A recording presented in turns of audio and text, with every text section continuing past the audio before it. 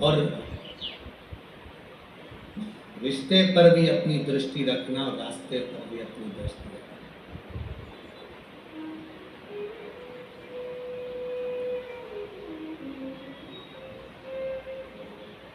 दूर नगरी बड़ी दूर नगरी, दूर नगरी बड़ी दूर नगरी, कैसे आऊं भोले बाबा, कैसे आऊं शंभू बाबा, तेरी काशी नगरी बड़ी दूर नगरी, दूर नगरी बड़ी दूर नगरी, दूर नगरी बड़ी दूर नगरी, कैसे आऊं भोले बाबा, कैसे आऊं शंभू बाबा, देवघर नगरी बड़ी दूर नगरी, देवघर नगरी बड़ी दूर नगरी, धीरे धीरे चलूं तो कमर मोरी लचके, धीरे धीरे चलूं तो कमर मोरी लचके, झटपट चलूं तो झटपट चलूं तो झलकाए नगरी बड़ी दूर नगरी, दूर नगरी बड़ी दूर नगरी, कैसे आऊं भोले बाबा, कैसे आऊं शंभू बाबा, तेरी काशी नगरी देवघर नगरी। ये जीवन का दो क्रम स्मरण में रखना और उस पर निगाह रखना, एक रिश्ते पर निगाह रखना और एक रास्ते पर निगाह रखना, कभी भी छूट सकता। एक धर्म पत्नी को चाहिए कि अपने रिश्ते पर ध्यान रखे, पति से कोई ऐसा शब्द का संबोधन ना हो जाए जिससे ये रिश्ता टूटे। पति को चाहिए कि अपनी धर्म पत्नी से रिश्ते पर ध्यान रखना, रिश्ते पर निगाह रखना, ऐसा संबोधन ना हो जाए कि रिश्ता टूटे। आज के समय में रिश्ते पर ध्यान नहीं दिया, बहुत कठिन है। कहें कि जैसे फूल डाली पे से टूटता है, निवेदन है कि रिश्ते पर ध्यान देना जरूरी है, रिश्ते पर निगाह रखना जरूरी है। अगर रिश्ते पर निगाह नहीं होगी तो वो टूटता चलेगा, छूट जाएगा। रास्ते पर भी ध्यान देना जरूरी, रास्ता छूट जाए। और दोनों चीजों का एक सार तत्व है। शिव महापुराण की कथा कहती है कि रिश्ता शिव से अगर तुमने जोड़ा है, भगवान शंकर से अगर रिश्ता जोड़ा है। कई माताएं कहती है हमारा मन, हम 1-1.5 महीना तो पानी चढ़ा लेते हैं, 1.5 महीने बाद हमारा मन उचिष्ट हो जाता है गुरुजी। हम कहीं चले जाते हैं तो फिर हमारा मन नहीं कर पाता मंदिर जाने का, हमारा मन उचिष्ट हो जाता है। शिव महापुराण की कथा कहती है अगर आपने जिंदगी में एक बार भी जल चढ़ाना प्रारंभ कर दिया, तुम भले शंकर जी से रिश्ता तोड़ लो पर मेरा महादेव तुमसे कभी रिश्ता नहीं तोड़ेगा, मेरा शिव तुमसे कभी रिश्ता नहीं तोड़ेगा। बोलबम का नारा है, सारी समस्या का हल, मेरा शंकर भगवान आपसे रिश्ता नहीं तोड़ेगा, आप भले रिश्ता तोड़ लो।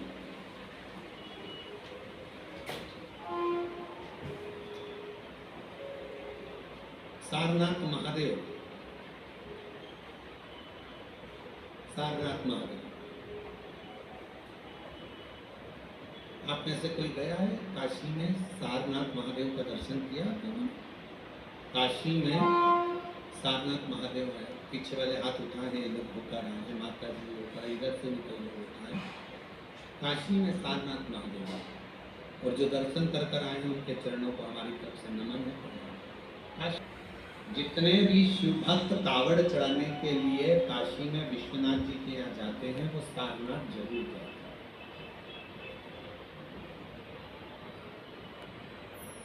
कौन है ये? कहा एक सारंग ऋषि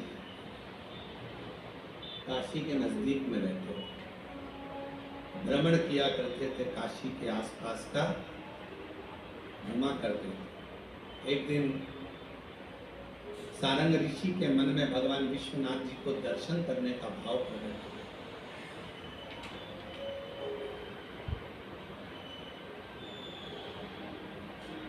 काशी से थोड़ी सी दूरी पर इनका निवास था। काशी में प्रवेश नहीं करते। अब भगवान शिव की आराधना कर रहे, साधना कर रहे, और काशी में फिर इनके मन में आया कि भगवान नहीं दर्शन दे रहे तो मैं काशी में जाऊंगा, पर शिव मुझे दर्शन दे, मुझे निमंत्रण दे तो मैं काशी में जाऊं। अब शिव महापुराण की कथा कितनी बड़ी बात कहती है। स्वयं तुमरुका जी ने चंचुला देवी से कहा, जिसका पति प्रेत योनि में पड़ा था, मुक्ति के लिए साधन कर रही है चंचुला, ईश्वर जी गोरा जी यजमान बनकर बैठे हैं, और उस समय पर तुमरुका जी बोल रहे हैं चंचुला देवी से, चंचुला काशी की धरा पर शिव महापुराण में और भगवान शंकर के मंदिर में वही पहुंचता है जिसको शंकर भगवान हाथ पकड़ कर लेकर जाते हैं, जिसको भगवान उघड़ता नहीं, भगवान शिव लेकर जाते हैं। ये कथा ऑनलाइन चल रही है, आस्था चैनल पर आप लोग कथा को सुन रहे हैं। कोरबा छत्तीसगढ़ की ये कथा है। जिस होटल में कथा हो रही है इसमें इतनी कैपेसिटी नहीं है बैठने। महाकाल सेवा समिति ने जितनी व्यवस्था करी है उसके अनुसार जो बैठ सकते हैं उनकी व्यवस्था है, पर ज्यादा लोग इसके अंदर नहीं आ सकते, इसलिए इस कथा को ऑनलाइन रखा गया पानी कीचड़ को देखते हुए।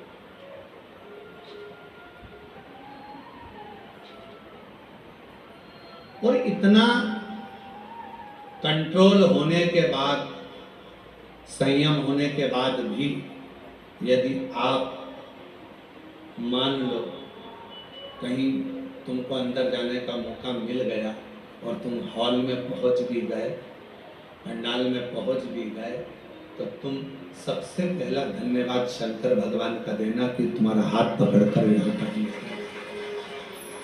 साधुता उसको देना। तुमरुका जी चंचुला देवी से कहते हैं काशी में प्रवेश बिना शंकर की आज्ञा के कोई नहीं। शिव जी हाथ पकड़ेंगे तो कोई काशी जाएगा, शिव जी हाथ पकड़ेंगे तो कोई शिवालय जाएगा, शिव जी हाथ पकड़ेंगे तो कोई शिव महापुराण तक जाएगा।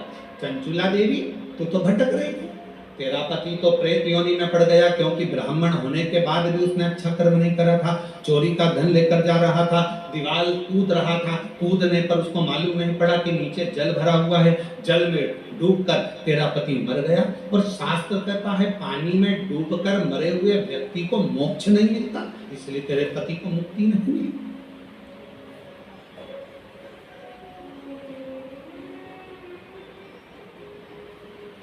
पानी में डूबकर मरे हुए व्यक्ति का मोक्ष नहीं है, ये हमारा शास्त्र कहता है।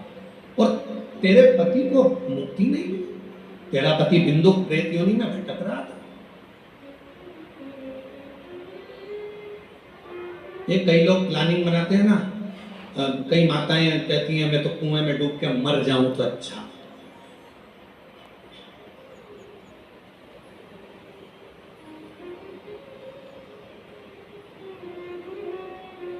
रस्सी से लटक जाऊं तो अच्छा,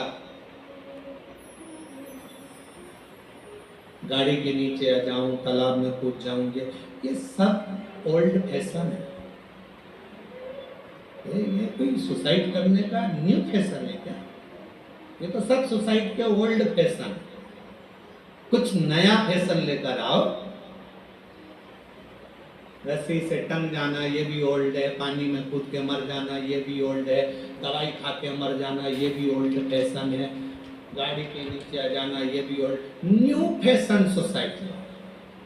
अगर सुसाइड करना ही है तो न्यू फैशन लेकर आओ। और वो नया फैशन कौन सा है? तो वो नया फैशन ये है, कितना भी दुख आ जाए, कितनी भी तकलीफ आ जाए, कितना भी कर्जे में डूब जाऊं, चाहे कितनी भी परेशानी में आ जाऊं, ऐसे मरने वाली नहीं हूं। छाती पे सबके मूंग डालूंगी, मेहनत 4 गुना करूंगी, मेहनत 4 गुना करूंगी, सबकी छाती पे यही मूंग डालूंगी।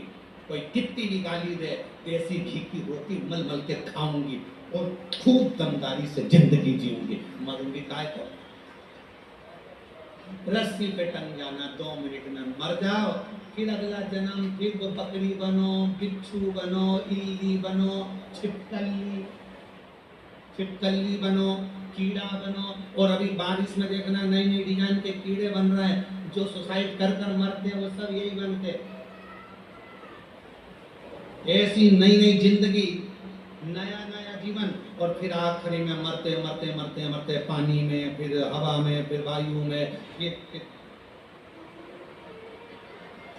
उपड़िया में, फिर जुआ बनना, इल्ली बनना। ये सब ये जितने सुसाइड, इसीलिए निवेदन है सुसाइड का प्लान नहीं करना कभी भी जिंदगी में। कितना भी कमा जाए, कितना भी दुख आ जाए, कितनी भी तकलीफ आ जाए, कितना भी कर्जा बढ़ जाए, कोई कितना भी प्रेशर दे दे, माइंड में कितना भी प्रेशर बढ़ जाए, फिर भी सुसाइड करने का प्लानिंग नहीं करना। प्लानिंग ये करना, कर्जा अपन ने लिया है, तकलीफ अपनी है, अपन निपटेंगे, खूब ईमानदारी से मेहनत करेंगे। जिनने बोला है, जिनके मुंह चल रहे हैं, उनके मुख बंद कर देंगे, इतनी मेहनत कर कर आगे निकलेंगे, तब ईमानदारी है। तब मालूम पड़े तकलीफ, depression depression depression depression, tension tension tension, मत जाओ।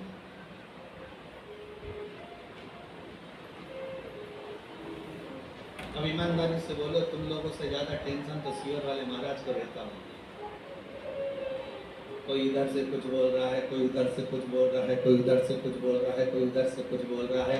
इसके बाद भी आग लगे बस्ती में, अपन रहो मस्ती में। शंकर के भक्त हैं, मट्टी का शरीर है, एक दिन शमशान जाएगा, राख का ढेर बन जाएगा। जो मरने के बाद इकट्ठे होते हैं, परिवार वाले, कुटुंब वाले, मोहल्ले वाले, मरने के बाद इकट्ठे होते हैं।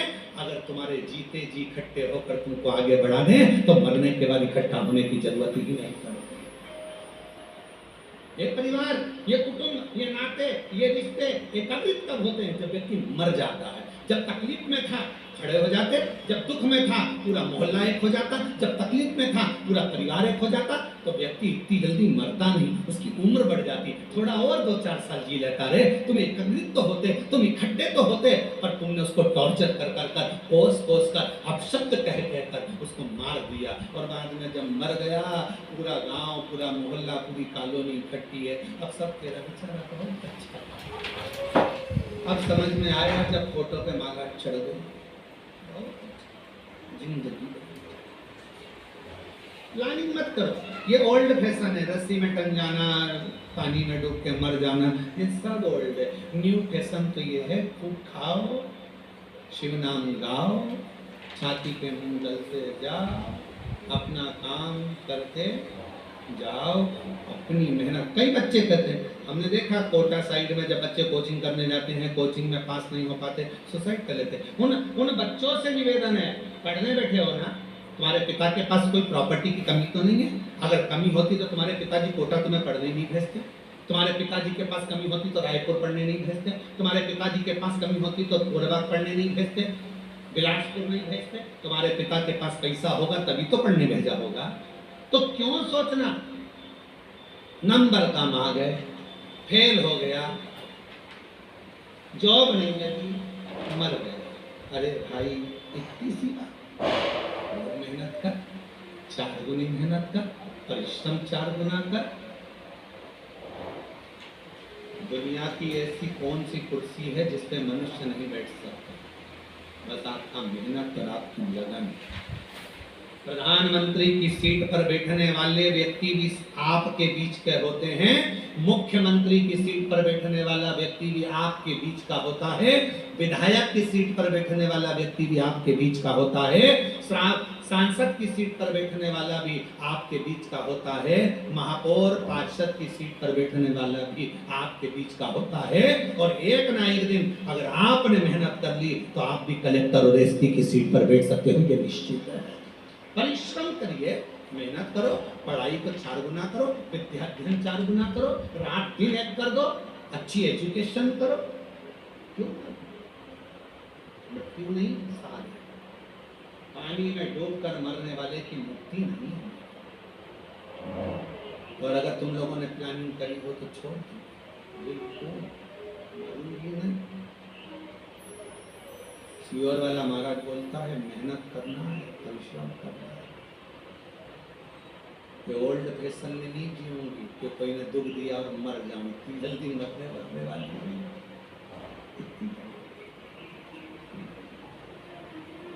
हम तो बाबा के भरोसे चल। बिंदु प्रेत की योनि में क्यों पड़ा? क्योंकि वो पानी में डूब कर मरा। पानी में डूब है। चंचुला, तुम्हारा पति कहाँ पानी में डूब कर मरा? तेरे गांव में। तेरे गांव के लोग काशी में कथा दर्शन करने आ रहे थे, तू उन गांव के लोगों के साथ दर्शन करने काशी।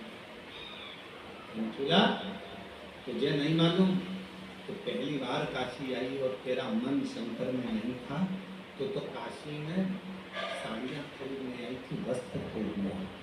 यहाँ कुछ सामान अच्छा मिलेगा तो मैं करूँ। आज भी बनारस की साड़ियाँ बड़ी प्रसिद्ध है। तो वस्त्र लेने, आभूषण लेने आई थी, तो काशी में दर्शन करने नहीं आई थी।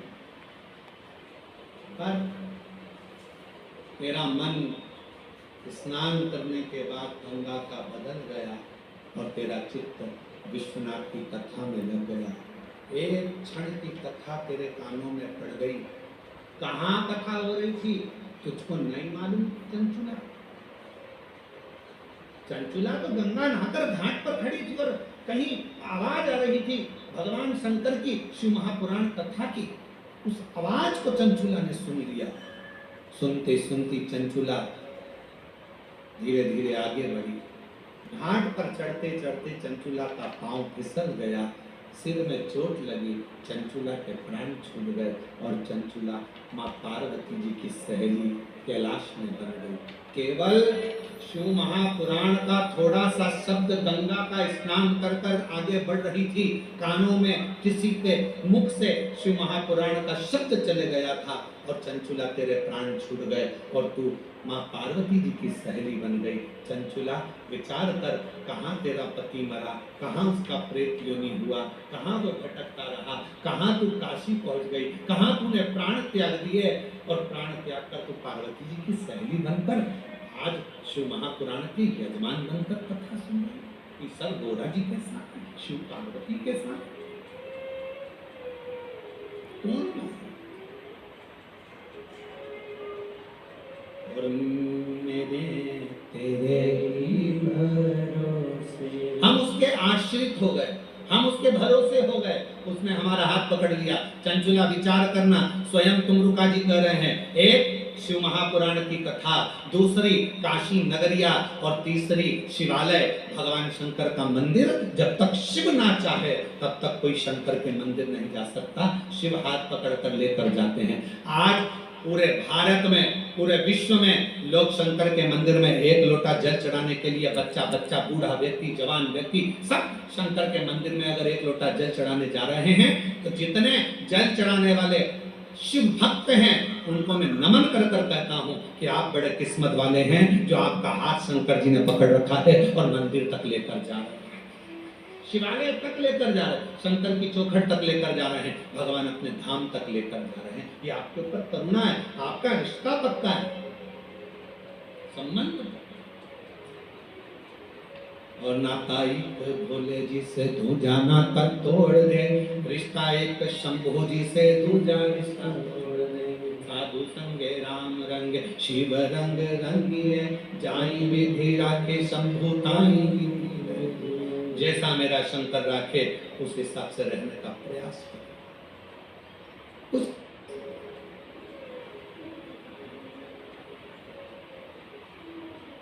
क्यों बैठे? कई भक्त आए हैं, भगवान शंकर की कथा सुनने के लिए कोई कोई कामना लेकर, कोई कोई कामना लेकर। स्वयं तुमरुका जी ने चंचुला जी से कहा, चंचुला देवी, जब शिव महापुराण की साक्षी में, शंकर भगवान की कथा के पंडाल में, शंकर भगवान की साक्षी में जितने लोग ऑनलाइन कथा सुन रहे हैं, टीवी मोबाइल आदि आदि पर, वो सब की साक्षी आप शिव महापुराण की साक्षी में अगर शिव पुराण की कथा को श्रवण कर रहे हो, भले टीवी पर बैठ सुन रहे हो, चाहे मोबाइल पर सुन रहे हो, पर हृदय लगाकर अगर कथा को सुन रहे हो, तो मेरा भोलेनाथ तुम्हारी झोली जरूर भरेगा और तुम्हारी किस्मत को जरूर चमकाएगा। ये निश्चित है, वो शिव है। एक पत्र है,